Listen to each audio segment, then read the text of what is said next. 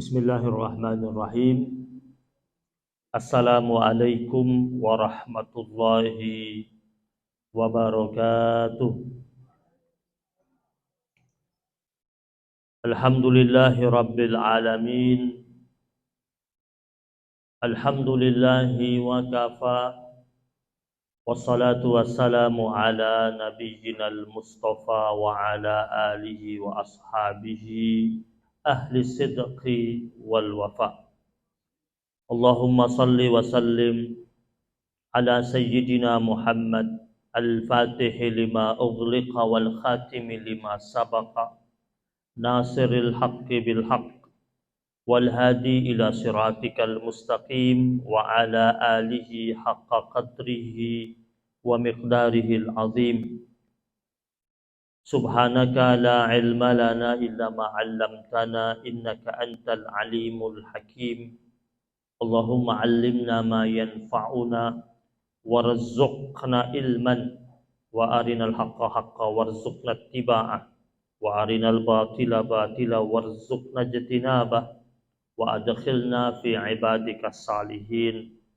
Subuhun qudusun rabbuna wa rabbul malaikati waruh. Jamaah majlis kajian yang dimuliakan Allah Subhanahu wa taala.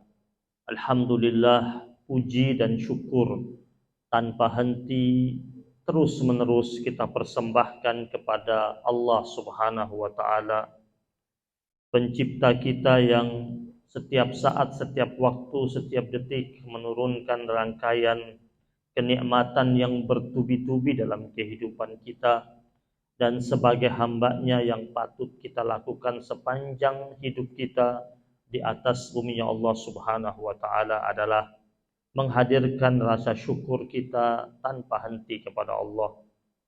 Syukur dengan mengucapkan kalimat alhamdulillah setiap saat. Tetapi alhamdulillahnya pun tidak sekedar dalam bentuk ucapan saja, karena kata para ulama, asyukru yakunu bil lisani wal qalbi wal jawarih. Kata para ulama, yang dinamakan dengan syukur itu adalah dimulai dengan lisan, kemudian setelah itu dilanjutkan dengan hati, dan diteruskan dengan anggota tubuh kita. Itulah sejatinya syukur. Tetapi jika hanya mengucapkan alhamdulillah, itu baru ucapan saja. Maka kata ulama, alhamdulillah yakunu illa bil lisan. Ucapan pujian itu hanya terjadi pada lisan. Tetapi jika ucapan syukur, pujian yang diiringi dengan syukur, yaitu diikuti dengan lisan, setelah lisan diikuti dengan hati, setelah hati diikuti dengan anggota tubuh kita yang mengekspresikan syukur yang tak terhingga kepada Allah Subhanahu wa taala. Dan kita berharap semoga kita dalam rangkaian hidup kita ini penuh dengan rasa syukur tanpa henti kepada Allah Subhanahu wa taala. Karena biasanya manusia ketika aneka nikmat turun dalam kehidupannya, mereka lebih mengingat nikmat tersebut ketimbang sang pemilik nikmat, yaitu Allah Subhanahu wa taala. Mereka sering mengabaikan Allah yang memberikan nikmat. Mereka cenderung terjerembab dalam aneka nikmat tersebut. Kemudian akhirnya mencintai nikmat tersebut ketimbang yang memberikan dia nikmat. Sehingga dalam Al-Quran itu banyak sekali kisah orang-orang yang cenderung mencintai pernak-pernik dunia ketimbang sang pemilik dunia. Sampai Allah katakan banyak orang yang berlomba-lomba menghimpun hartanya dan mencintai hartanya. Juga Allah katakan ada orang yang innahu lihubbil khairi lasyadid, yang mencintai hartanya begitu kuat sampai akhirnya melupakan yang memberikan harta pada dirinya. Dan semoga kita masuk dalam rombongan hamba Allah yang tinggi syukurnya dan kuat imannya kepada Allah Subhanahu wa taala. Jamaah yang dimuliakan Allah Subhanahu wa taala, ada sebuah kisah yang dikisahkan oleh Abdullah ibnu Mubarak tentang perjalanan haji beliau. Suatu hari setelah selesai melaksanakan prosesi ibadah haji, Abdullah ibnu Mubarak tertidur, dan dalam tidurnya masih berada di tanah haram. Dia bermimpi. Abdullah ibnu Mubarak adalah orang yang hampir setiap tahun melaksanakan ibadah haji. Zaman dulu tidak perlu pakai pendaftaran, yang sudah ada uangnya sanggup untuk berangkat. Ada yang jalan kaki, ada yang naik kendaraan onta atau kuda. Abdullah ibnu Mubarak termasuk salah satu orang yang cukup sering melaksanakan ibadah haji. Dan suatu hari setelah selesai melaksanakan prosesi ibadah haji, Abdullah ibnu Mubarak bermimpi. Dalam mimpinya itu dia menyaksikan dialog malaikat-malaikat Allah Subhanahu wa taala. Dalam dialog tersebut satu malaikat bertanya pada yang lainnya, berapa jumlah yang berhaji tahun ini? Saat itu satu malaikat lagi menjawab, cukup banyak. Ada puluhan ribu dan ratusan ribu zaman itu yang berangkat haji. Kalau sekarang tahun ini saja mendekati 5 juta. Makanya cukup crowded di tahun ini karena jumlah jamaah haji yang berangkat diperkirakan 4 jutaan lebih. Padahal sebelum pandemi itu sekitar 2 jutaan yang diizinkan dan diterima untuk berangkat ke tanah haram. Dan diperkirakan tahun depan jauh lebih banyak, bisa sampai 5 jutaan.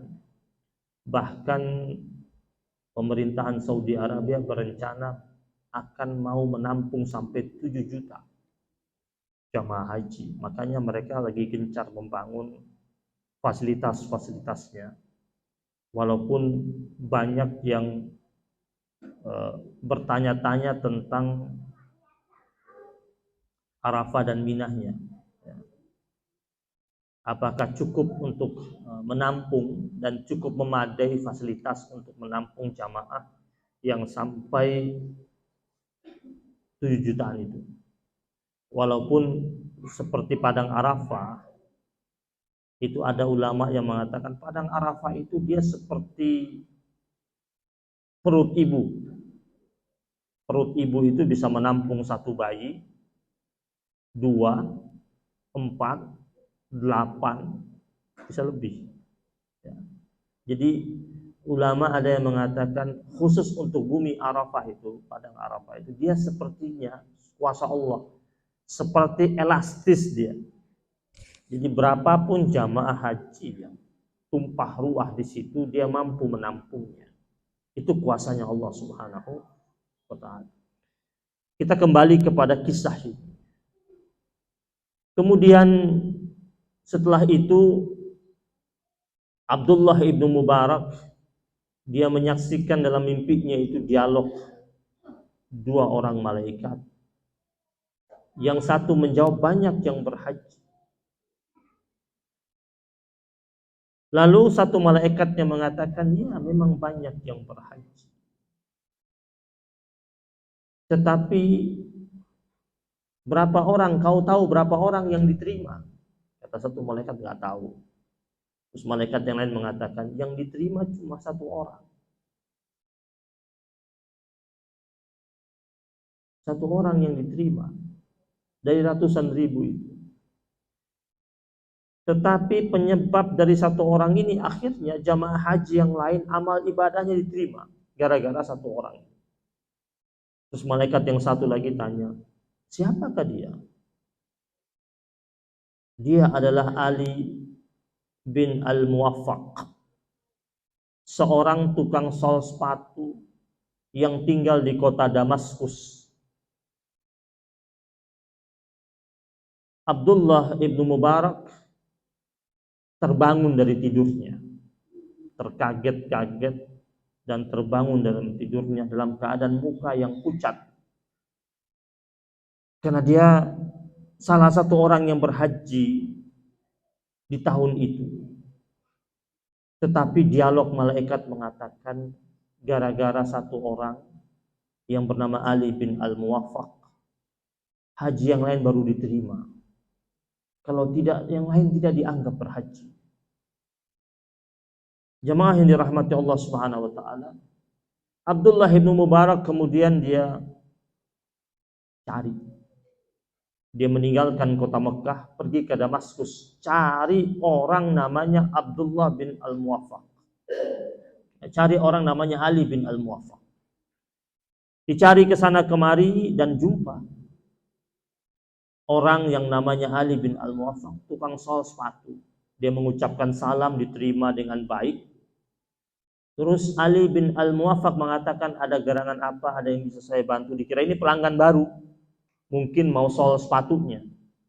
Kata Abdullah bin Mubarak, tidak, saya tidak berkepentingan pada hari ini untuk mensol sepatu saya, tapi saya datang kemari, saya ingin bertanya, benarkah Anda Ali bin Al-Muwaffaq? Iya, betul. Benarkah pekerjaan Anda sebagai tukang sol sepatu? Betul. Benarkah Anda tahun ini berhaji? Kata Ali bin Al-Muwaffaq, harusnya ya, tahun ini saya berhaji. Hanya saja saya batal berangkat haji. Kata Abdullah bin Mubarak, apa penyebab Anda batal, gagal berangkat haji? Kata Ali bin Al-Muwaffaq, sebenarnya saya sudah lama menghimpun uang dari hasil pekerjaan saya sebagai sol sepatu, tukang sol sepatu. Uang dikumpul pelan-pelan, sedikit-sedikit. Dari uang yang dia kumpulkan itu terhimpunlah sekitar 35 dirham. Dari 35 dirham yang dia himpun tersebut, lalu dia sudah siap-siap untuk berangkat haji. Ketika dia sudah siap-siap berangkat haji, dia sudah pamit sama istrinya. Istrinya sedang mengandung. Kemudian suatu hari sebelum dia berangkat haji, istrinya yang sedang mengandung ini ngidam. Ya. Rumah di samping rumah mereka, ada rumah di samping rumah mereka, sedang memasak makanan yang baunya, istrinya merasa sedap baunya. Ya. Kemudian istrinya mengatakan kepada suaminya, pingin makanan tersebut, kalau bisa minta sama tetangga. Namanya orang ngidam ini, pingin. Terus suaminya membuang rasa malunya, mengunjungi rumah tetangganya. Setelah dia mengunjungi rumah tetangganya, mengetuk pintu, mengucapkan salam, kemudian dia meminta izin jika diperkenankan berbagi makanan tersebut. Dia tanya, apa yang kau masak? Dan saya memasak makanan buat anak saya, seorang janda dengan beberapa orang anak. Kemudian kemudian Ali bin Al-Muwaffaq, dia bilang sama tetangganya itu. Dia bilang sama tetangganya, jika diizinkan saya mohon berbagi makanan tersebut. Kata wanita tersebut, seorang janda dengan beberapa orang anak, ini makanan halal bagi kami tapi haram bagi Anda. Kata Abdullah bin Mubarak, bagaimana mungkin? Kita sama-sama muslim, Anda muslimah, saya muslim. Pasti apa yang Anda makan itu halal. Dan yang halal bagi Anda, halal bagi kami. Ya, harusnya begitu. Tetapi yang saat ini saya masak adalah makanan yang memang haram bagi Anda. Kenapa? Ini adalah bangkai yang saya masak. Sudah beberapa hari saya bersama anak-anak saya tidak makan dan kami kelaparan. Dan jalan satu-satunya kami cari makanan dan kami menemukan ada bangkai makanan di tempat sampah. Dan hanya ini yang dapat kami konsumsi, kalau tidak kami mati. Maka saya bawa pulang, Saya bersihkan bangkai tersebut, kemudian saya cari daging-daging yang tepat, yang masih layak untuk dimakan, saya kupas, kemudian saya masak. Ya kan, kalau sudah dimasak kan nggak ketahuan. Ibu-ibu pernah dengar ada nama tiren, ayam mati kemarin. Ya. Itu kan kalau sudah masak itu kita nggak tahu itu. Ya. Makanya kadang-kadang kita suka bertanya-tanya itu ya, ada warung-warung jual makanan dengan ayam harganya murah. Perlu bertanya-tanya itu. Ya. Mudah-mudahan tidak terjadi. Jangan-jangan ayam tiren itu yang dia masak gitu kan dijual murah biasanya. Dan itu kan haram buat kita. Haram. Makanya Bu, kenapa orang-orang di daerah itu mereka lebih senang beli ayam hidup dan potong? Karena ketahuan. Kenapa orang-orang di kampung itu doanya jauh lebih mustajab ketimbang kita? Karena kita suka makannya siap saji. Mereka yang mereka makan itu ayam yang mereka tangkap dari kandangnya, sayur yang mereka ambil dari belakang rumahnya, ikan yang mereka ambil dari empangnya. Jadi yang mereka makan itu tidak sekedar halal, tapi juga thayyib. Kan yang kita inginkan itu makanan kita itu halalan thayyiban. Kebanyakan kita saat ini suka berhenti di mana, Bu? Berhenti di halal, nggak sampai ke thayyib. Sedangkan ada redaksi hadis, innallaha thayyibun la yaqbalu illa thayyiban. Sesungguhnya Allah itu thayyib, baik dan maha baik, dan tidak menerima illa thayyiban, kecuali yang thayyib, yang baik. La yaqbalu, tidak menerima, berarti ketika seseorang itu bermunajat atau berdoa kepada Allah, dia mengangkat tangannya memohon kebaikan daripada Allah, dan dia datang dengan cara yang baik, yang dia makan yang baik, yang dia minum yang baik, kemudian berubah menjadi darah dan dagingnya, menjadi darah dan daging dalam tubuhnya dan menjadi baik. Ketika dia doa angkat tangan minta sama Allah, praktis lebih cepat mustajab dikabulkan ketimbang orang yang makan hanya berhenti di yang thayyib. Seperti itu jemaah sekalian. Jadi penting ini. Walaupun kalau di kota besar udah agak berat itu. Susah itu. Nah, cara menyiasatinya apa kata ulama? Ketika kita makan makanan yang siap saji, yang kita baca bismillahi awwaluhu wa akhiruhu. Ya, dengan nama Allah dari awal prosesnya sampai terakhir, sampai dia berada di depan saya ini. Kita bungkus dengan nama Allah Subhanahu wa taala. Kita nggak tahu warung itu penjualnya bagaimana agamanya, bagaimana ibadahnya, bagaimana kebersihannya, nggak tahu kita. Ya. Yang dia masak yang halal, tapi orangnya nggak sholat 5 waktu, kan nggak thayyib. Yang dia masak yang halal, orangnya nggak pernah Jumatan, kan nggak thayyib. Ya. Soto mie yang begitu enak, abang-abang yang dorong pakai gerobak, yang kita suka sering panggil, kita bilang ini paling enak di komplek ini, kan kita nggak tahu kebersihannya. Sebelum dia masuk ke komplek ini, jangan-jangan dia berhenti dekat pohon, dia buang air kecil. Terus bagaimana dia cucinya, bersihin tangannya dan lain sebagainya, kita nggak tahu. Ya, jamaah yang dirahmati Allah Subhanahu wa taala. Makanya kenapa ulama-ulama di tempat-tempat terpencil itu doanya jauh lebih mustajab. Yaitu salah satunya. Ya, selain mereka menjaga hubungannya dengan Allah, mereka menjaga asupan makanan yang masuk ke tubuhnya. Baik, kita lanjutkan kepada Abdullah ibnu Mubarak ini, kisah ini.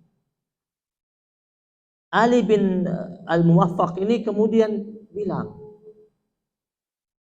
sebegitu parahkah kehidupan Anda sampai yang Anda masak itu adalah bangkai? Ya, yang kami masak ini bangkai. Makanya saya katakan Anda haram untuk makan karena Anda orang mampu.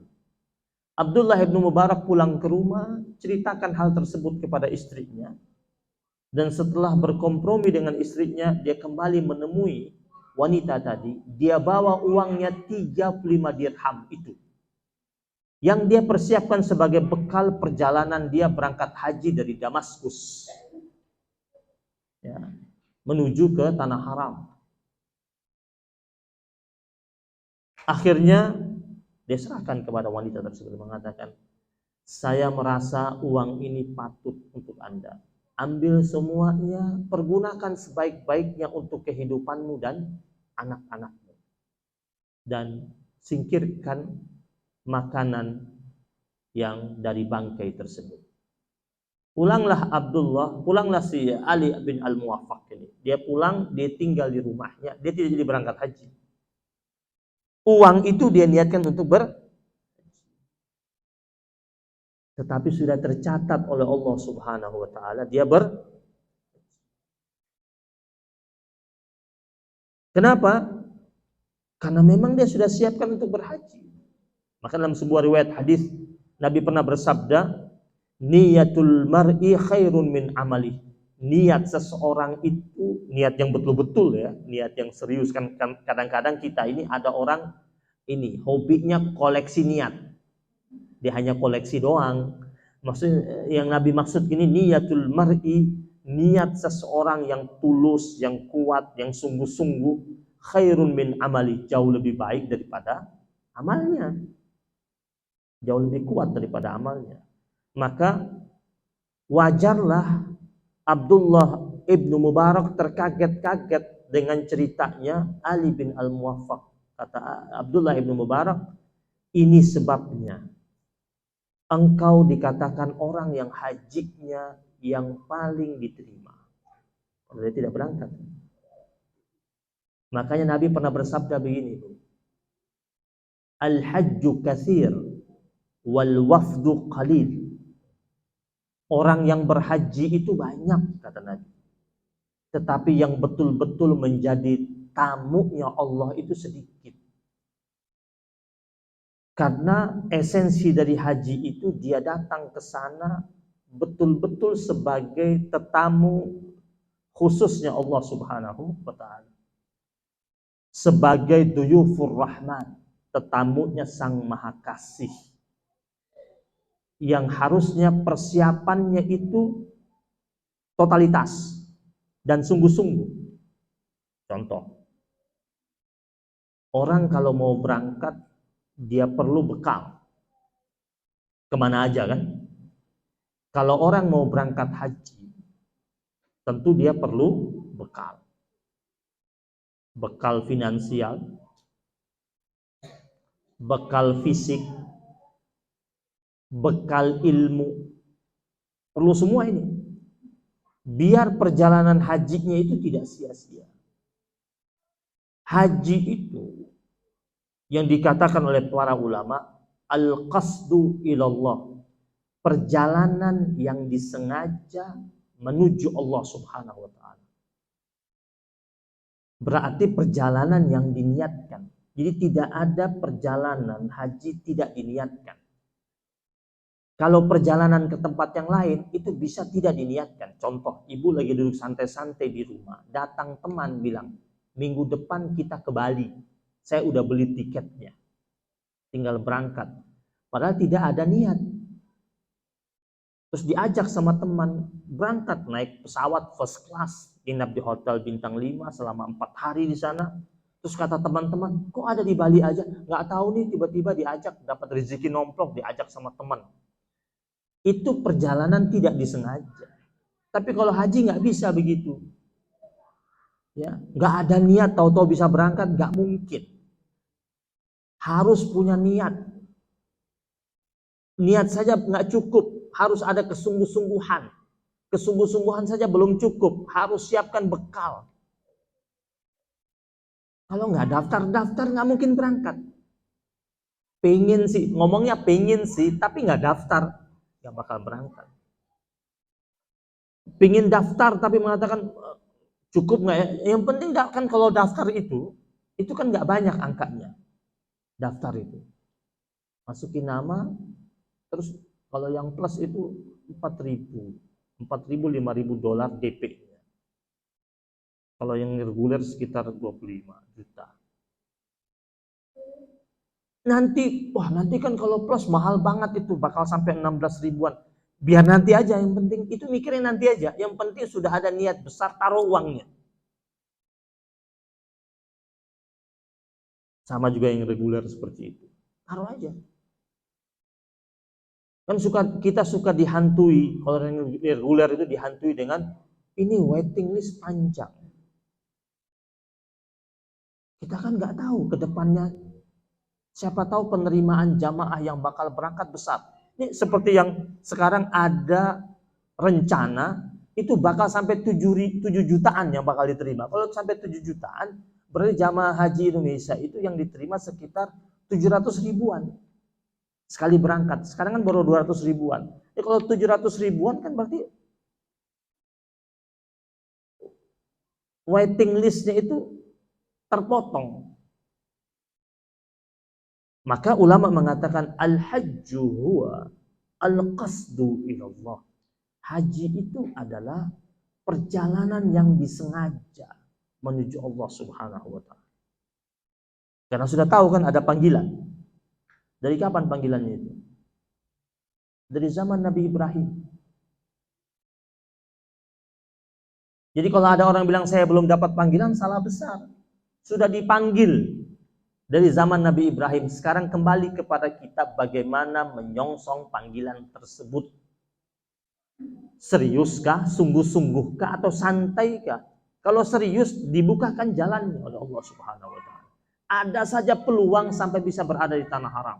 Tapi kalau tidak serius, tidak sungguh-sungguh menyongsong panggilan tersebut, maka tak akan bakal sampai ke sana.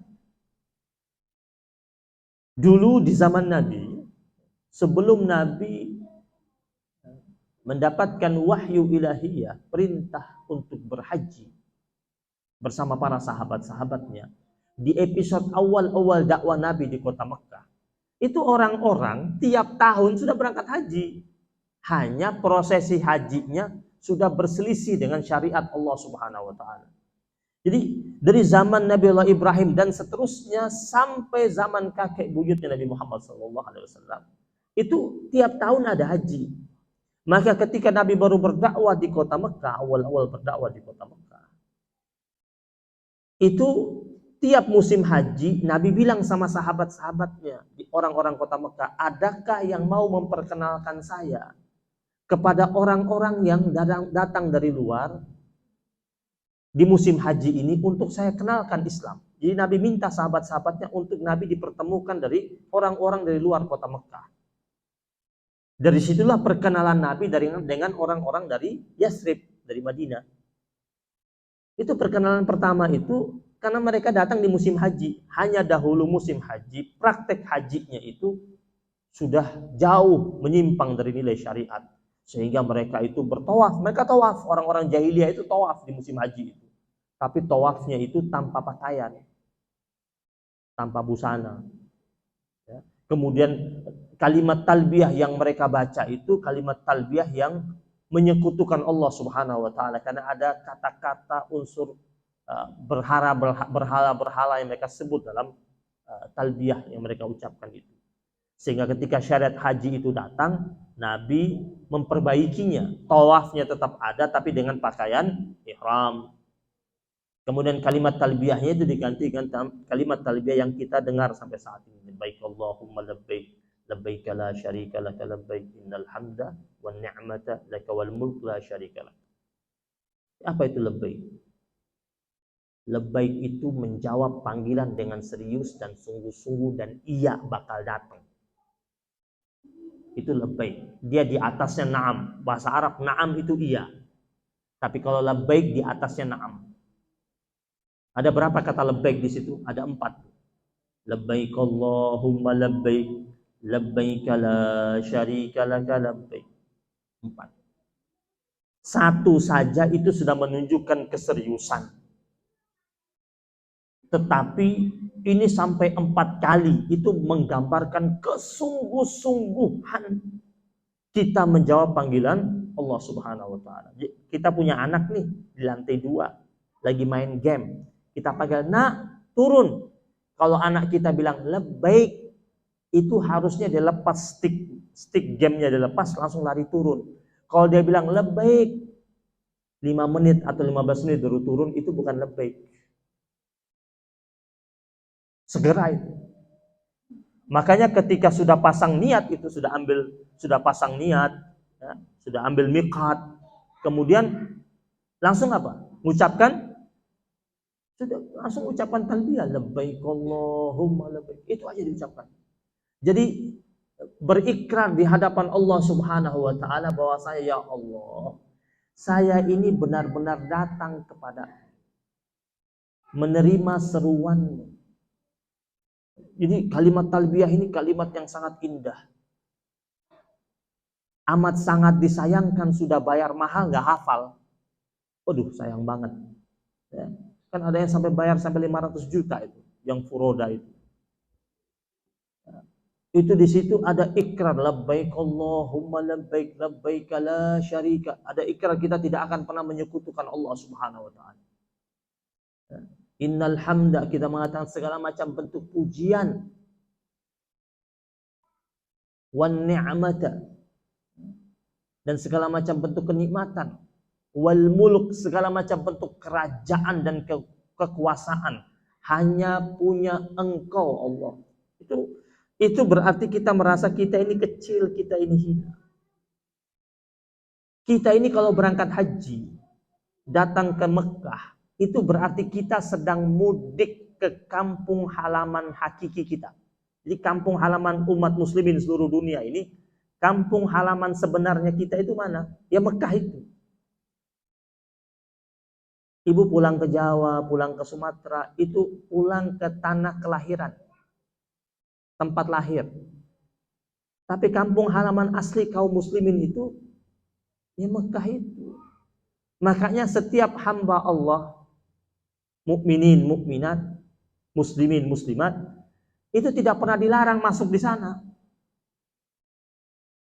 Bebas masuk. Makanya kenapa Ka'bah itu salah satu namanya Baitul Atiq. Pernah dengar nama Baitul Atiq? Baitullah, Baitul Atiq. Kadang disebut dengan Baitullah, rumahnya Allah. Ka'bah juga disebut dengan Baitul Atiq. Apa tuh Baitul Atiq? Al-Atiq itu namanya merdeka. Baitul Atiq artinya rumah merdeka. Artinya Ka'bah itu rumah di mana kaum muslimin, muslimat merdeka dan bebas masuk ke tempat itu, Bu. Nggak ada yang larang. Ada nggak orang masuk di sana ditanya KTP-nya? Ditanya paspornya? Enggak. Warga ilegal saja tidak boleh ditangkap di dalam Masjidil Haram. Dia ada dalam Masjidil Haram. Ilegal dia, nggak bisa ditangkap. Keluar dari situ baru ketangkap dia. Karena itu rumah dia, rumah merdeka. Rumah di mana dia bebas masuk ke situ. Makanya kenapa penguasa di sana, maksudnya penguasa yang memegang negara di sana, penyelenggara negara di sana tidak pernah mengklaim Mekah dan Madinah milik mereka, kan? Iya kan? Pusat pemerintahan di mana? Di Riyadh. Mekah, Madinah. Mereka bilang apa? Mereka menyatakan diri mereka sebagai khadimul haramain asyarifain, pelayan dua tanah haram. Dua tanah yang mulia dan suci. Mereka bilang mereka pelayan. Memang mereka harus jadi pelayan. Kenapa? Karena yang datang di situ tamu-tamunya Allah. Kita ini yang berkunjung ke situ. Nah, kita kembali ke kisah Nabi. Nabi bilang sama sahabat-sahabatnya, ada nggak yang mau kenalkan saya sama mereka ini yang datang ke Mekah waktu itu? Waktu Nabi masih berdakwah 13 tahun di kota Mekah. Tanya. Jadi perkenalkanlah sama orang-orang yang datang dari luar, termasuk dari Yathrib, dari Madinah Al-Munawwarah, ketemu ya di luar kota Mekah, ketemu di Mina. Kemudian berdiskusilah di situ dengan Rasulullah SAW. Dari situlah muncul namanya Bai'atul Aqabah. Jadi mereka berbaiat setia dengan Nabi tentang keislaman mereka dan berkeinginan jika suatu saat Nabi hijrah ke tempat mereka, mereka akan memberikan perlindungan kepada Nabi. Jadi itu dipakai sarana musim haji itu dipakai oleh Nabi di waktu itu sebagai sarana dakwahnya Rasulullah Shallallahu Alaihi Wasallam. Jamaah yang dirahmati Allah Subhanahu Wa Taala. Karena Ka'bah ini awwalu baitin wudi'a linnas, rumah yang pertama kali diasas di muka bumi ini. Tentu sebagai seorang hamba Allah yang beriman pasti merindukan untuk mengunjungi Ka'bah. Bahkan yang sudah pernah sampai ingin datang lagi. Ada yang sudah pernah berangkat? Saya yakin sini sudah pernah berangkat semua. Setidaknya pernah umroh. Ada yang sudah haji, ada yang umroh, ada yang berkali-kali. Coba jawab masing-masing dalam hati. Setelah sampai pingin lagi nggak? Pingin lagi dan lagi. Kenapa? Ada daya tarik yang dimiliki oleh Ka'bah. Yang dimana seorang hamba Allah dia berdiri dan menatapnya saja sekian puluh keberkahan turun bagi orang yang duduk dan melihat menatap tajam ke arah Ka'bah. Nabi pernah bersabda begini, Al-Hujjaj wal-Ummar wafdullah, kata Nabi. Orang yang berhaji, orang yang berumrah itu adalah tetamu khususnya Allah. Namanya tetamunya Allah, bakal diperhatiin nggak? Perhatiin. Ibu punya tamu nih, tamu khusus datang ke rumah, dilayanin nggak? Dilayanin. Dia belum datang saja udah disiapin kamar tamunya. Tamu khusus. Setelah dia sampai ditanya mau makan apa, pokoknya diservis selama 3 hari dia nginep diservis, dilayani. Ini kita datang ke tanah haram. Nabi mengatakan orang yang berhaji, orang yang berumrah, mereka itu tamu khususnya Allah. Mereka akan mendapatkan beberapa keistimewaan kata Rasul. Yang pertama, yu'tihim ma sa'alu. Allah Subhanahu wa taala akan memberikan apa saja yang mereka minta. Ibu datang di tanah haram. Ibu menjaga segala macam bentuk tata cara ibadah haji di sana atau umroh di sana. Peraturan-peraturan yang telah dicanangkan oleh Allah dijaga baik-baik. Minta apa saja Allah kabulkan. Karena di tempat itu ada titik-titik mustajabah. Di Ka'bah itu banyak sekali titik mustajabah. Ada Rukun Yamani, ada Hajar Aswad, ada Multazam, ada Hijr Ismail, ada di bawah pancuran emas, ada Maqam Ibrahim. Itu ada titik-titik mustajabah yang setiap hamba Allah yang datang mengunjunginya, dia menjaga perilakunya, dia betul-betul merawat ibadahnya dengan sungguh-sungguh, dan dia berhenti di titik-titik mustajabah tersebut, Allah kabulkan yang dia minta. Yang kedua kata Nabi, permohonan ampun yang dia mohon kepada Allah, Allah ampun. Makanya kenapa dalam sebuah riwayat hadis yang sahih, Nabi mengatakan siapa saja yang berhaji, kemudian dia menjaga dirinya untuk tidak walam yarfus, dia tidak mengeluarkan kata-kata yang buruk. Rafas itu bukan hanya mengeluarkan kata-kata kotor. Ada ulama mengatakan, Imam Nawawi mengatakan, rafas itu menghina makanan sudah rafas. Ya, kadang-kadang kita lagi haji atau umroh, makanan apa ini? Itu sudah rofas tuh. Kok hambar sih?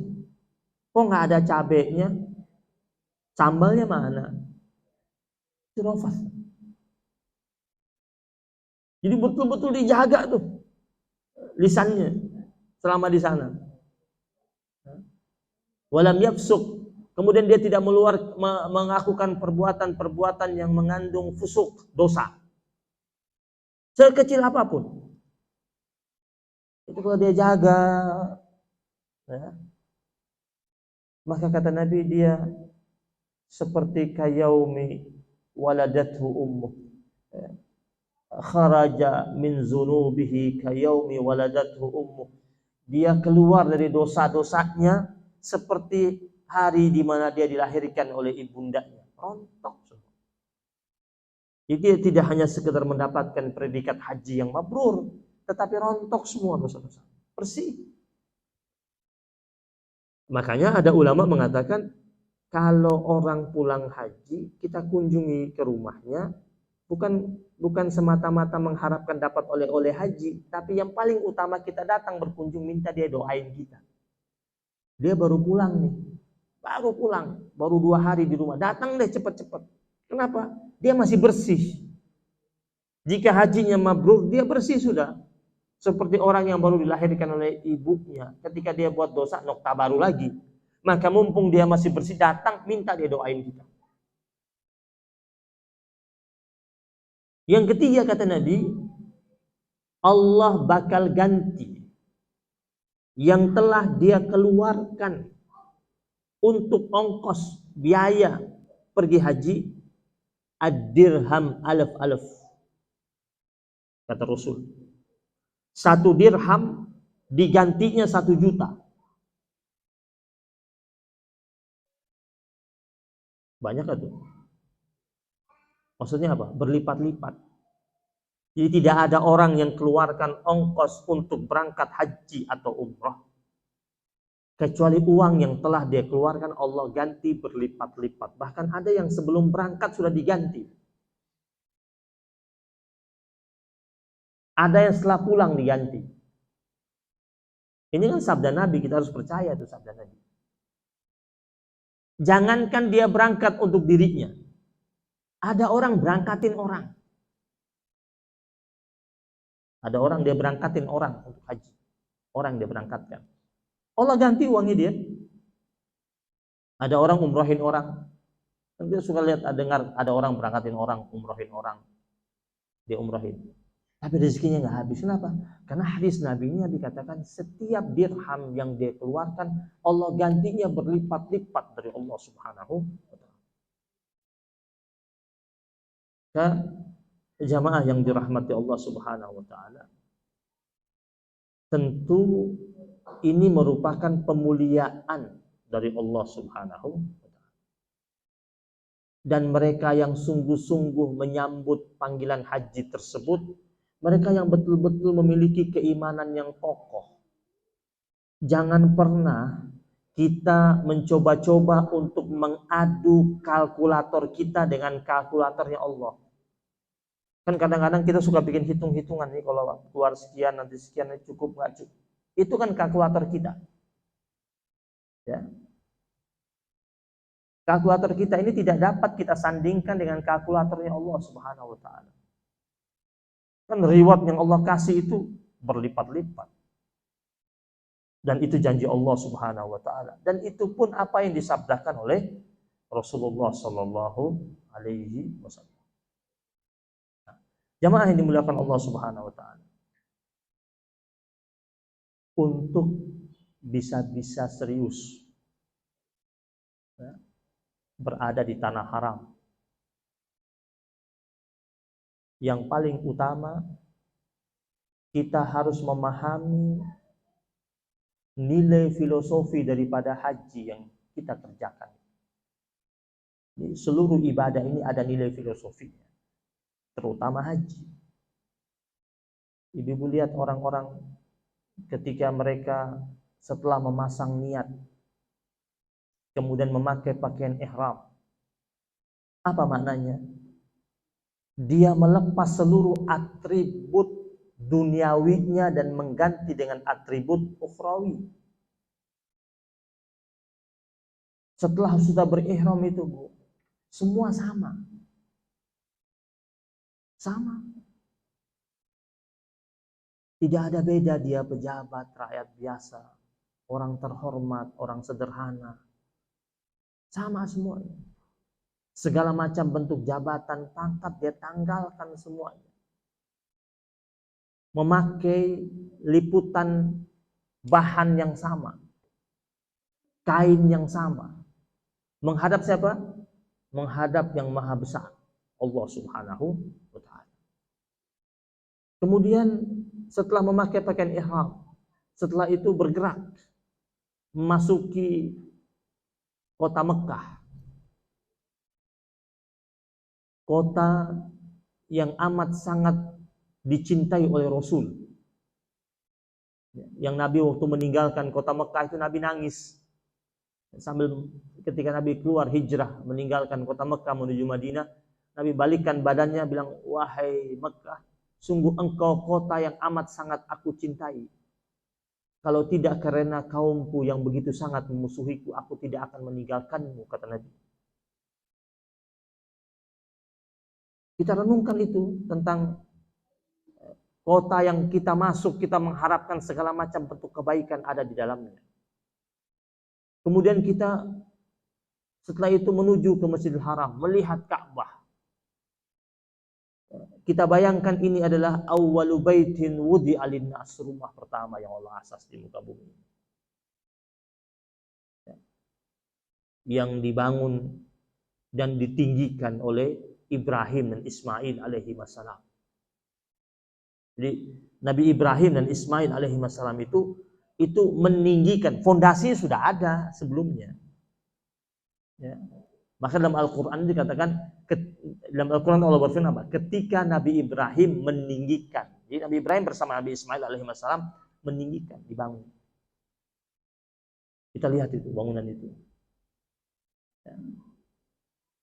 Ka'bah yang ada di hadapan kita.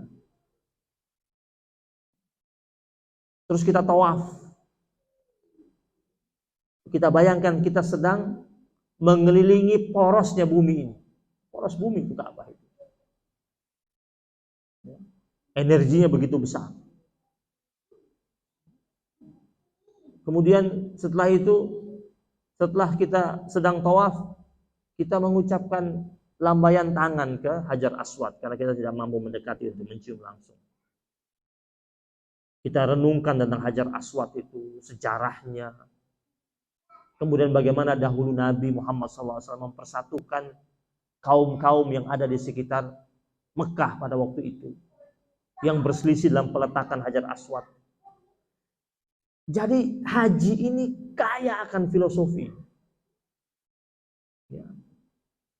Sampai ketika kita sa'i antara Safa dan Marwah, sa'yun usaha. Yang dahulu dilakukan oleh Hajar alaihissalam mencari air. Safa artinya suci, Marwah itu kemuliaan. Berarti kita kalau mau melakukan usaha, lakukanlah dengan cara-cara yang Safa, yang suci. Maka akan mendapatkan Marwah. Kemudian ada prosesi lari-lari kecil. Kita membayangkan kita sedang berusaha berlari menuju Allah Subhanahu wa ta'ala. Maka kata ulama, orang yang berhaji tetapi dia tidak mendalami nilai filosofi daripada haji tersebut, maka akan kurang mantap. Jadi kalau dia ingin dapat predikat mabrur itu, ketika dia berhaji, seluruh prosesi haji yang sedang dia jalani, dia memahami betul tentang nilai-nilai filosofiknya, sehingga dia bisa dapat predikat mabrur. Kalau tidak, pulang sampai di Indonesia, jadi baiknya cuma beberapa bulan, kembali lagi ke kebiasaan-kebiasaan lamanya. Kalau dia benar-benar mabrur itu dia mempertahankan kemabrurannya sampai akhir hayat. Kan Allah bilang orang yang haji mabrur Tidak ada pahala yang utama bagi dia melainkan apa? Surga jaminan dari Allah SWT. Nah, mencapai titik mabrur itu gampang, Bu. Selama di sana ya, tinggal dia jaga rukun-rukun haji, mabrur dia.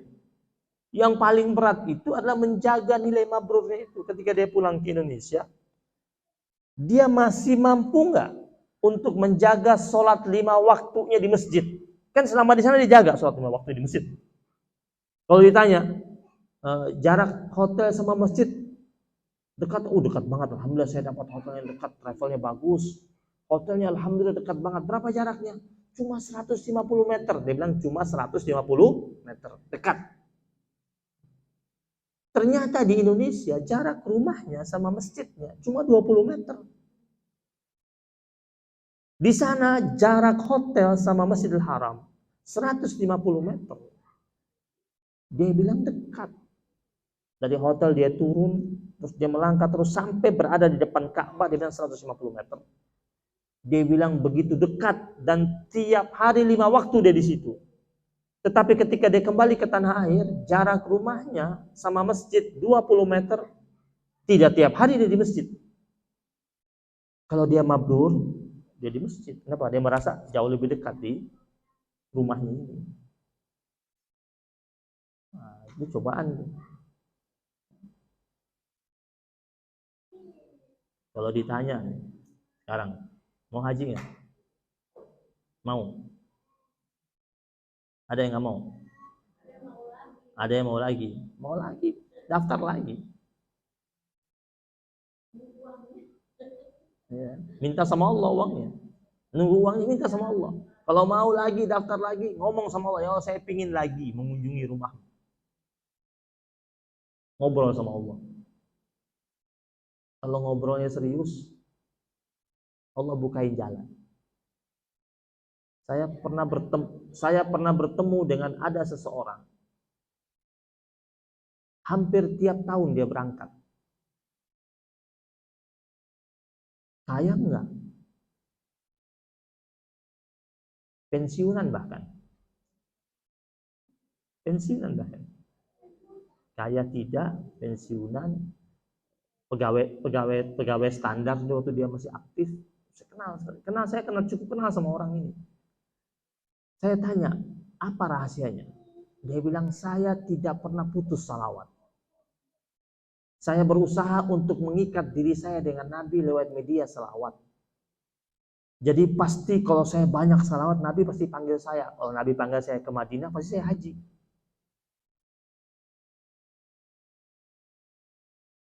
Berangkat terus, ada aja yang ngajak. Entah itu ngajak, entah tiba-tiba diminta jadi petugas. Jalan terus. Ustadz bukan, dia bukan ustadz. Kalau ustadz berangkat tiap tahun, wajar, bimbing. Bukan ustadz. Baca salawatnya aja medok. Yang penting salawat. Dan memang orangnya dari waktu dia masih PNS, saya tahu memang orangnya hobi salawat. Anak-anaknya di rumah itu sebelum suruh salawat sama dia. Yakin ya? Berangkat. Tiap tahun berangkat. Umroh apalagi? Pasti jalan dia tiap tahun. Jadi rindu itu jangan hanya diucapkan. Rindu itu harus ditunjukkan. Nanti Allah akan berikan. Kan kalau kita bicara cinta, cinta itu butuh bukti nggak? Butuh bukti. Cinta itu bakal diuji tidak? Bakal diuji. Cinta itu bakal diuji, tapi cinta juga butuh bukti. Ketika seorang hamba Allah mengatakan dia cinta sama Allah, terus dia tunjukkan lewat bukti cintanya kepada Allah, maka Allah pasti akan hadirkan apa yang dia inginkan, apa yang dia butuhkan.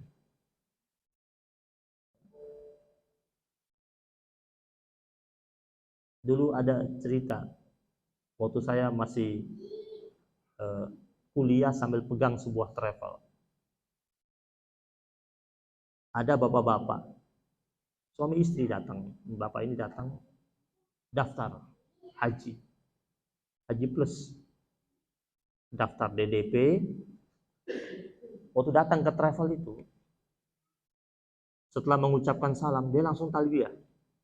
Masuk travel ini, teriak kencang. Satu travel kaget, langsung labbaik Allah, sambil nangis dia. Terus duduk di meja resepsionis, terus mengatakan dia ingin daftar. Nangis. Taruh uangnya untuk dia sama istrinya. Terus sama pihak travel waktu itu dibilang dia 3 tahun kemudian baru berangkat.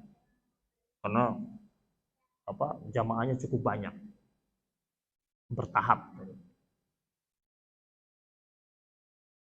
Dia bilang, ya Rabb, ya Allah, saya ingin tahun ini. Dia talbiyah terus. Apa yang terjadi? Betul-betul tahun itu berangkat. Tiba-tiba ada yang mundur, 2 orang, ditelepon. Siap berangkat, siap, jalan. Gara-gara apa? Dia masuk travel itu terus ucapin talbiyah. Talbiyah. Langsung talbiyah aja. Labbaik Allahumma labbaik. Dia bilang, serius dia bilang apa? Ya Allah, saya terima panggilanmu dan saya jawab panggilanmu dan saya ingin ada di sana. Allah kabulkan. Allah sampaikan hajatnya. Yang mustahil bagi manusia tidak mustahil bagi. Coba lihat Nabi Ibrahim, dia doa sama Allah. Ya. Dia minta sama Allah, warzuqhum minas samarat, minta sama Allah agar Ismail dan Hajar alaihi wassalam diberikan rezeki berbentuk buah-buahan. Tempat itu tandus kan, Bu? Tandus, gersang. Allah kasih apa? Segala jenis buah. Permintaannya instan. Permintaannya instan, mintanya langsung buah. Sebenarnya kan minta subur dulu, jadi hijau dulu, pohon-pohon tumbuh dulu. Ini enggak, langsung instan, mintanya buah, langsung. Allah kasih. Kalau menurut manusia, bayangkan kalau waktu itu Nabi Ibrahim nih, Bu, doa sama Allah. Waktu dia doa sama Allah minta diberikan buah-buahan, di sampingnya ada orang Bintaro duduk di sampingnya. Orang Bintaro pasti bilang, emang ini Bintaro, banyak pohon. Ente minta pohon dulu. Nabi Ibrahim tidak peduli, minta langsung buah-buahan, karena dia minta sama Allah. Hadir nggak buah-buahannya? Hadir. Menurut cerita, riwayat, itu Nabi Ismail dari kecil udah makan enak. Segala jenis buah udah dia makan. Dari mana? Pedagang-pedagang yang datang dari negeri Syam melewati tempat itu kan jadi alur dagang akhirnya, jalur dagang. Lewat tempat tersebut minta air zam-zam sama Hajar dan Ismail alaihissalam, barternya buah-buahan dari negeri Syam. Di Ismail alaihissalam dari kecil udah makan anggur, makan apel. Dan subhanallah, doa Nabi Ibrahim itu sudah lebih dari 6.000 7.000 tahun yang lalu. Dia doa sama Allah. Minta buah-buahan. Sampai sekarang masih ada nggak? Ini efek doa satu orang nih. Namanya Ibrahim alaihissalam, yang takwanya begitu hebat. Dia minta sama Allah, warzuqhum minas samarat. Berikanlah mereka rezeki dalam bentuk buah-buahan. Allah kasih sampai saat ini. Buah apa yang tidak ada di sana? Bahkan nggak pakai nunggu musim. Ya. Bahkan ada beberapa jenis buah di sana, harga jualnya lebih murah di sana ketimbang di sini. Padahal di sini ada pohonnya. Ibu beli apel murahan di sana. Ibu beli pisang murahan di sana. Berkat siapa? Doa Nabi Ibrahim. Ini orang doanya minta Allah kasih, datang terus, sampai sekarang datang terus kan. Gak berhenti. Jus murahan sana apa di sini? Masih ada jus harga 2 real di sana. 2 real nggak sampai 10.000. Enak lagi. Yang 1 real pun masih ada, yang kotak kecil. 1 real. 4 ribuan. Berkah. Berkah. La'allahum yashkurun, agar mereka bersyukur. Selama penduduk di sana, pengunjung tempat di sana bersyukur, tidak ingkar, tidak melawan, itu rezeki tetap ada. Ya. Banyak wilayah-wilayah yang dulunya subur, kemudian menjadi tandus, kering, dunia ribut. Ya, bahwasanya mengalami defisit makanan. Itu negeri dari dulu tandus. Pernah nggak kita baca berita negeri tersebut mengalami kekhawatiran pangan? Itu berkat doa Nabi Allah Ibrahim alaihissalam. Ya, segala macam jenis makanan membanjiri tempat tersebut. Ya, kita berharap doa terus minta sama Allah agar kerinduan kita ke tanah haram itu diijabahi oleh Allah Subhanahu wa taala. Entah itu dengan haji ataupun dengan umroh. Kalau semuanya rindunya untuk umroh, berangkat. Minta sama Allah dimudahkan untuk bisa berangkat umroh, dilancarkan. Yang dikeluarkan untuk berangkat itu pasti diganti. Tidak mungkin tidak diganti, pasti diganti. Lihat orang-orang daerah itu. Ya. Orang-orang di daerah-daerah itu berangkatnya berkali-kali. Tetap pulang senyum. Ya. Cari rezeki lagi berangkat lagi, cari rezeki lagi berangkat lagi. Karena mereka berpikir hidup ini untuk apa? Kalau bukan karena untuk Allah Subhanahu wa taala. Yang kita himpun di dunia ini ada yang kita bawa, ada yang kita bawa. Yang kita bawa yang mana? Yang untuk di jalan Allah. Tapi ada yang kita tinggalkan. Yang kita tinggalkan jadi saksinya siapa? Ahli waris. Alhamdulillah, syukur-syukur ahli warisnya masih ingat kita. Kan begitu menyedihkan ketika kita tinggalkan begitu banyak, ahli warisnya nggak ingat kita. Kita tinggalkan banyak buat dia. Rumah ada, perusahaan ada, deposito ada. Setelah itu kita pergi, dia nikmati, lupa, nggak doain kita, nggak bersedekah nama kita, padahal itu punya kita tinggalin buat dia. Baru kita di alam barzahnya, saya kalau tahu begitu, saya bikin masjid, bikin musola deh, bikin ini deh. Soalnya dia pakai untuk jalan-jalan keliling Eropa kemana-mana, baru sedih gitu. Mau kembali udah nggak bisa. Maka umat Muslim yang cerdas itu dia langsung petak-petakkan hartanya. Mana untuk turunannya yang dia siapkan untuk dipakai sama mereka. Mana yang untuk dirinya, yang untuk dia nikmati untuk akhiratnya.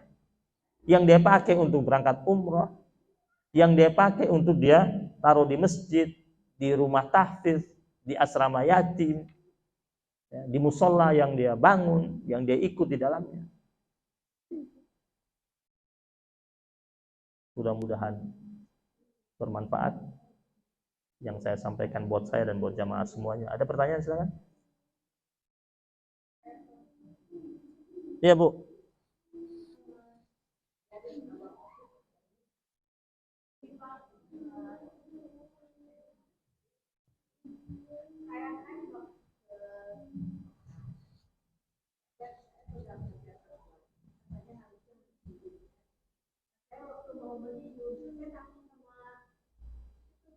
Askar.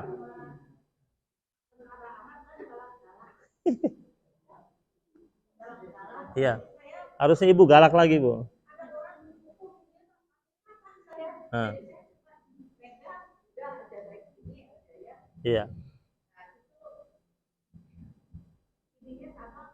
Gak apa-apa, sama Bu. Sama Bu. Itu sebenarnya waktu kepala Ibu itu didorong, Ibu itu disuruh untuk masuk cium.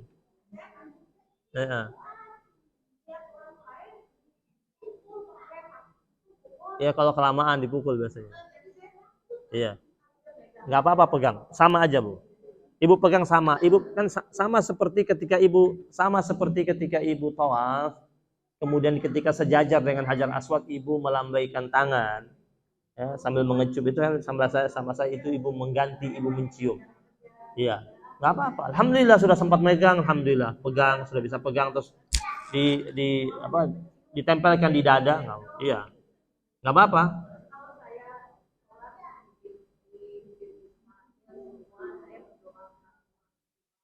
Iya, iya, iya.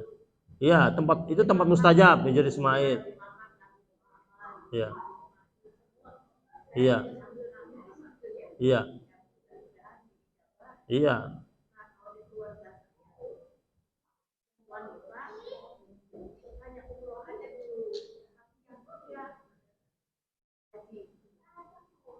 iya.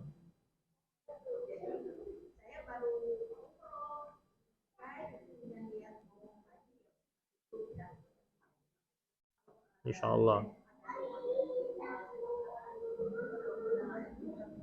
Berangkat Bu, karena karena begini. Ini saya mau ceritain ya. Suka begini.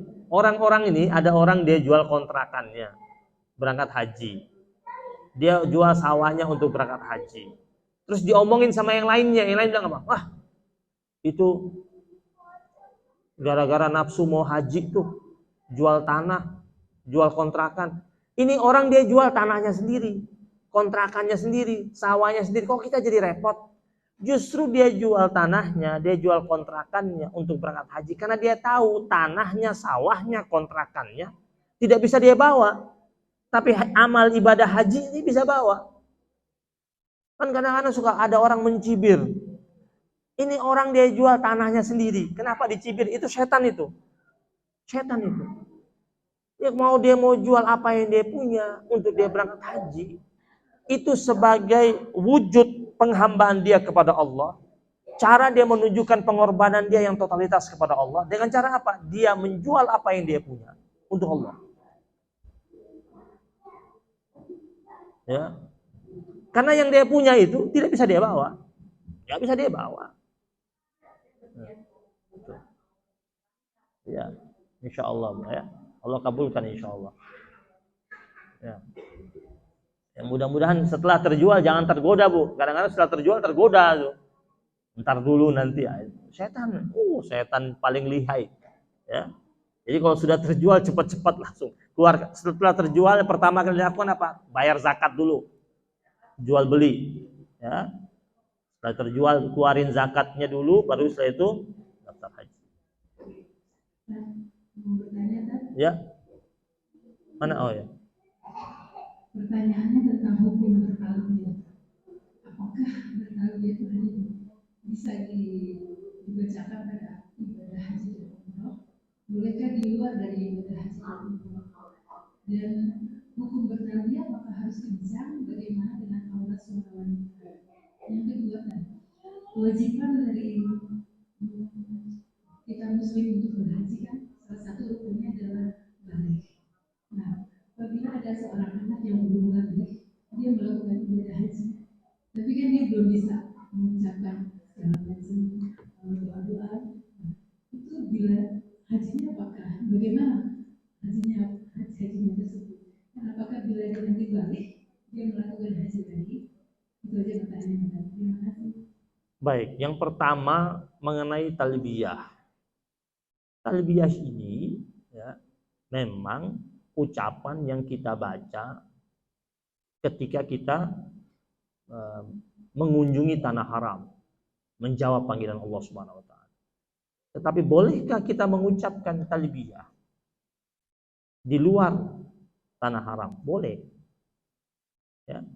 Karena kalimat labbaik Allahumma labbaik itu adalah ungkapan kita menjawab seruan Allah Subhanahu wa taala, pengumuman yang telah Allah umumkan lewat Nabi Allah Ibrahim untuk berangkat haji.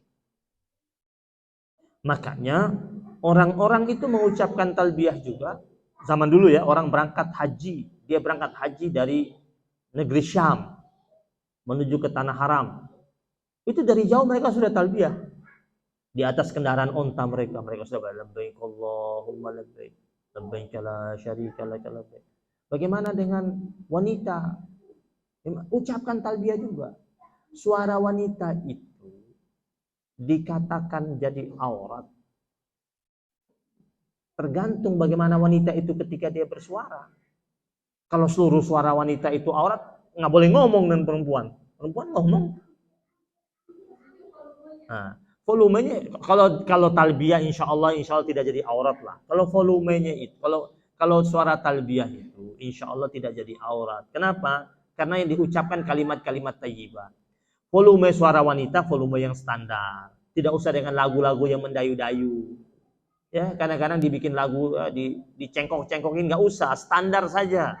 Ya, standar yang tidak mengundang perhatian. Ya, karena yang diucapkan adalah kalimat-kalimat thayyibah itu. Sampaikan. Itu boleh.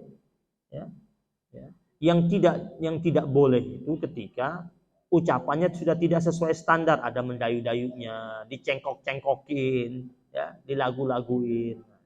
Ya, itu tidak baik bagi wanita untuk melakukan seperti itu. Tapi kalau dia mengucapkan dengan datar, ya, seperti dia membaca Quran, ya, seperti dia membaca kalimat-kalimat thayyibah, kalimat-kalimat zikir, ya, lakukan itu.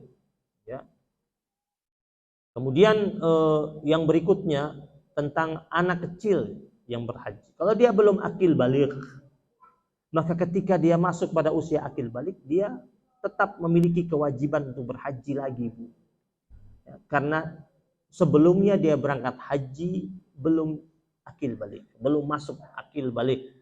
Ya, karena akil balik, salah satu kan syaratnya dia akil apa? Sudah memiliki akal. Balik, ya, balagha umruhu. Jadi umurnya sudah cukup. Ya. Kapan itu? Setelah dia ihtilam. Untuk laki-laki setelah dia bermimpi. Yang perempuan setelah dia mens. Baru dia dikatakan akil balik. Sebelum masa itu dia berangkat haji, diajak sama orang tuanya, ya, dia mendapatkan keistimewaan, dapat fadilah pahalanya, tetapi dia belum dapat dikatakan telah berhaji. Kenapa? Belum memenuhi arkanul haji, rukun haji belum terpenuhi sama dia. Ya, hukum hajinya belum berlaku bagi dirinya. Ya.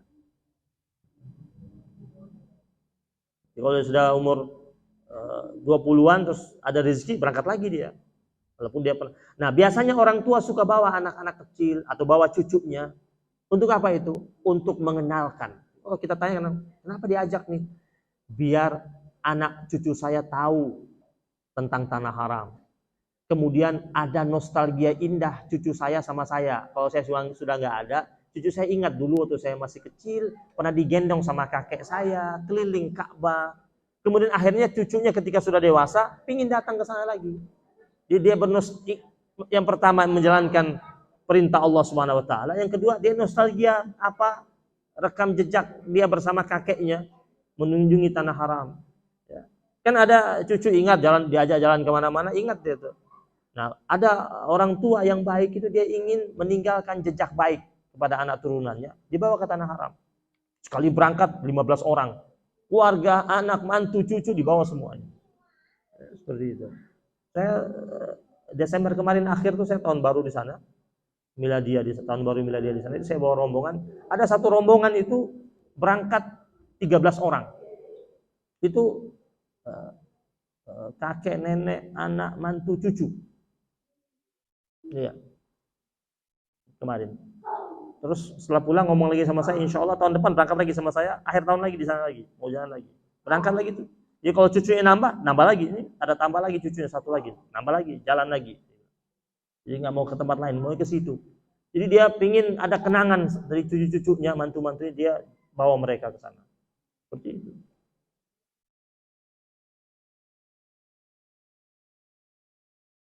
Cukup? Nah, boleh nanya kalau ini ya, yang operator boleh nanya. Silakan, silakan. Ayo operator mau nanya boleh? Silakan Bu. Ibu sana ya. Habis.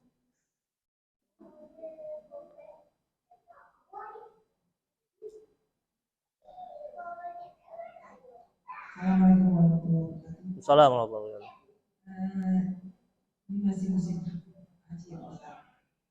Kan pergi haji itu panggilan Allah. Ada yang gampang, ada yang sulit. Apalagi sekarang sampai 20 tahun antri ya Ustaz. Tapi bersyukurlah orang seperti di Indonesia ini orang penting dengan mudahnya pergi haji ya Ustaz. Tapi saya mau bertanya, haji itu kan ada ke Madinah dulu, ada yang ke Mekah dulu, atau sebaliknya.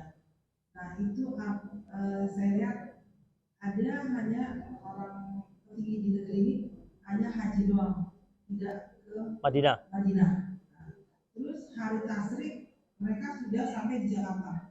Nah itu saya juga kurang paham hukum-hukum seperti itu Ustaz. Apakah hajinya itu mabrur atau gimana? Cuman kalau dalam hati saya betapa rugi dan sayangnya bisa tidak melakukan yang full seperti itu Ustaz. Baik. Salam. Seluruh prosesi haji itu semua ada di Mekah. Kalau ditanya apakah sah hajinya, hajinya sah. Ya. Kemudian setelah selesai haji, dia pulang, langsung pulang. Tidak apa-apa.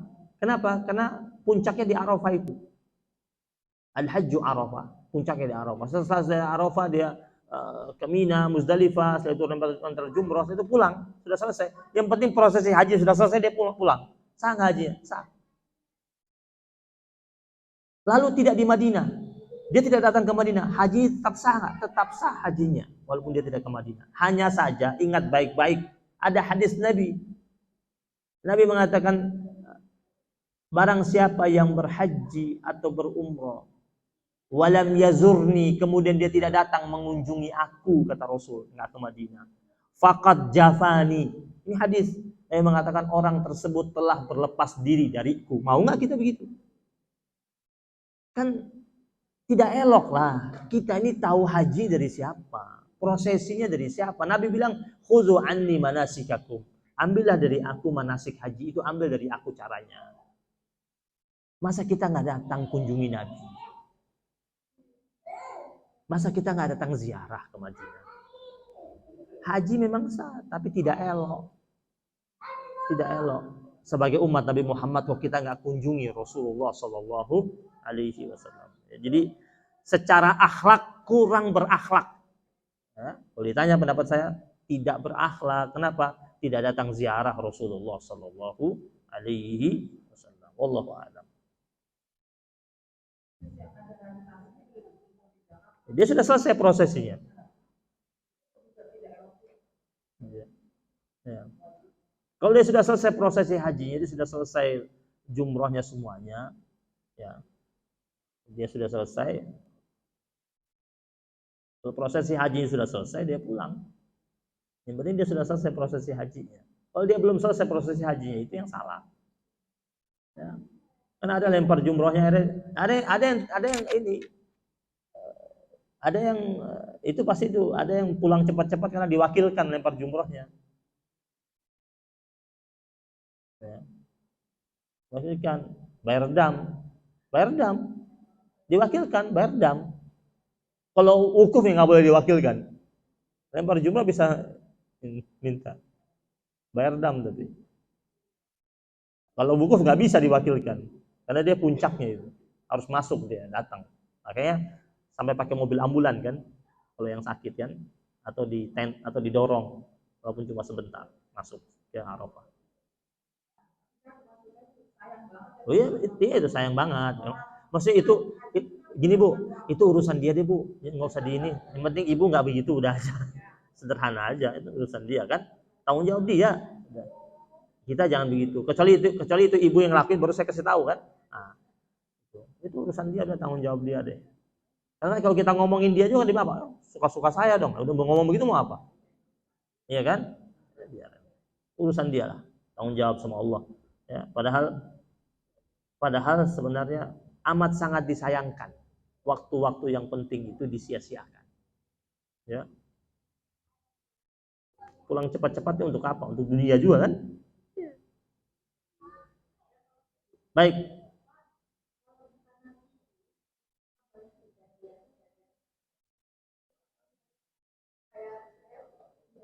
Ya bisa saja, bisa.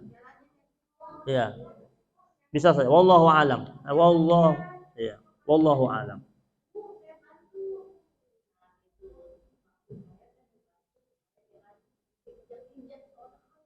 Iya. Ada yang itu curhat Ustaz. Ya. Ya. Ya.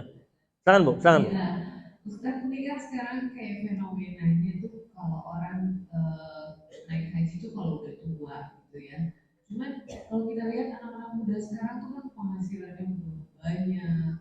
Terus saya ingatkan lebih baik naik haji dulu gitu kan. Terus dia bilang pokoknya banyak alasan nanti aja kalau udah tua. Jadi sebenarnya itu hukum menunda-nunda naik haji itu seperti apa? Gitu. Apakah ada gitu loh kalau misalnya kita udah ada hartanya terus kita menunda-nunda tuh apakah ada hukumnya gitu? Wajib, hukumnya udah wajib. Kan walillahi 'alan nasi hajjul bait man istata'a ilaihi sabila. Itu wajib. Al-Quran menyatakan walillahi 'alan nasi hajjul bait. Telah Allah Subhanahu wa taala mewajibkan kepada seluruh manusia untuk berangkat haji. Man istata'a. Istita'a di sini apa? Mampu secara finansial, mampu secara fisik. Wajib sudah. Wajib dia. Jadi sudah hukumnya wajib. Tapi Bu, banyak Bu fenomena anak-anak muda berangkat haji. Banyak. Tahun ini saya ngajar juga di tempat anak-anak muda, eksekutif muda. Tahun ini saja jamaah saya eksekutif muda lebih dari 25 orang berangkat haji dengan pasangannya tahun ini. Dan 25, lebih dari 25 orang itu yang 15 orangnya itu haji furoda. Iya. Ini barusan PA saya ajak saya ketemu, baru pulang dia. Berangkat suami istri, masih muda-muda, umur 45. Istrinya umurnya 41. Berangkat paket haji yang 450 juta, berdua 900 juta bayar. Berangkat. Suka datang ke rumah saya, saya sering bikin pengajian anak-anak muda, suka di rumah saya bikin. Berangkat itu.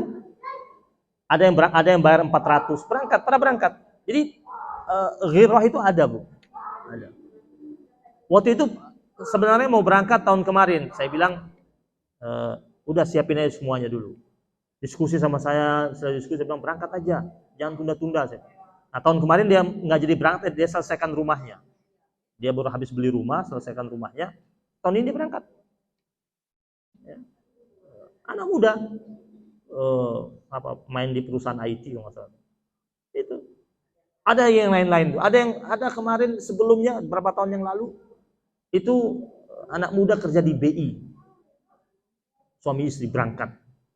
Yang satu baru umur 37, satu 32. Berangkat. Itu bagaimana kita merangsang mereka, memberikan pemahaman sama mereka dan kasih tahu sama mereka itu perjalanan haji itu perjalanan yang indah. Ya, indah sebenarnya. Enjoy. Ya. Baik. Terus ada titipan lagi satu nih dari teman saya ini kebetulan ada beberapa teman saya itu punya suami mualaf karena dia orang asing gitu ya. Nah, cuman dia tuh ada kebingungan ketika dia mau naik haji, cuman suaminya tuh ngerasa kayak ngapain sih kayak belum siap terus dia nggak mau gitu kan. Nah, apakah untuk seorang wanita yang sudah berkeluarga terus dia udah niat banget gitu terus pergi sendiri itu bagaimana? Boleh. Ulama sudah mengeluarkan fatwa untuk perjalanan ibadah boleh. Dan dia perjalanannya kan nggak sendiri, bergrup dan dibolehkan. Ya. Memang ada yang berpandangan tidak boleh, tetap harus dengan pasangan. Sebenarnya yang berpandangan nggak boleh itu kadang-kadang kita suka bertanya-tanya, kenapa dia tidak protes kalau TKW Indonesia yang muda-muda itu berangkat kerja sendirian itu kan berangkat kerja sendirian. Nah ini kan bukan berangkat kerja sendirian, dia berangkat bergrup dan perjalanan ibadah, sehingga mayoritas ulama sekarang mengatakan dibolehkan perempuan berangkat haji atau umroh sendiri tanpa mahram. Udah enggak sekarang, nggak pakai sekarang, udah enggak. Ya itu dulu, sekarang udah enggak Bu, udah enggak sekarang, nggak ada pakai begitu lagi sekarang. Iya, itu kan jadi bohong akhirnya. Iya, bikin pasangan palsu, bohong jadi. Sekarang nggak pakai lagi itu. Boleh Bu, bilang berangkat aja, berangkat. Ya, Baik, cukup ya. Kita akhiri majelis kita yang mulia. Disuruh apa saya? Suruh doa. Baik, kita akhiri dengan doa. Saya mau lanjut ke Menara Cyber. Ada kajian zuhur. Mudah-mudahan Allah hadirkan kebaikan buat kita, rahmat Allah turunkan buat kita, keluarga kita. Semua yang hadir di sini insya Allah Allah mudahkan berhaji dan berumrah insya Allah. Dimudahkan, dilancarkan, disehatkan, diafiatkan, diberkahi keluarganya. A'udzu billahi minasyaitonir rajim. Bismillahirrahmanirrahim. Allahumma shalli wa sallim ala sayyidina Muhammadin wa ala ali sayyidina Muhammad. Salatan tuballighuna min aqsal ghayat ya wujud ya rahim ya wadud ya alimul ghaibi wasyahadah. Rabbana taqabbal minna innaka antas samiul alim wa tub alaina ya maulana innaka antat tawwabur rahim. Allahumma sahhil umurana wa umura jami'al muslimina wal muslimat. Ya muyassir kulla asir fatayasirul asir alayka yasir. Rabbana atina min ladunka rahmatan wa hayyi lana min amrina rasyada. Rabbana atina fid dunya hasanah wa fil akhirati hasanah wa qina adzabannar. Wa sallallahu ala nabiyyina Muhammadin nabiyil ummi wa ala alihi wa sahbihi wa baraka wa sallam. Alhamdulillahi rabbil alamin. Subhanakallahumma wa bihamdika asyhadu an la ilaha illa anta astaghfiruka wa atubu ilaik. Mohon maaf atas segala kekurangan. Wabillahi taufiq wal hidayah. Assalamualaikum warahmatullahi wabarakatuh.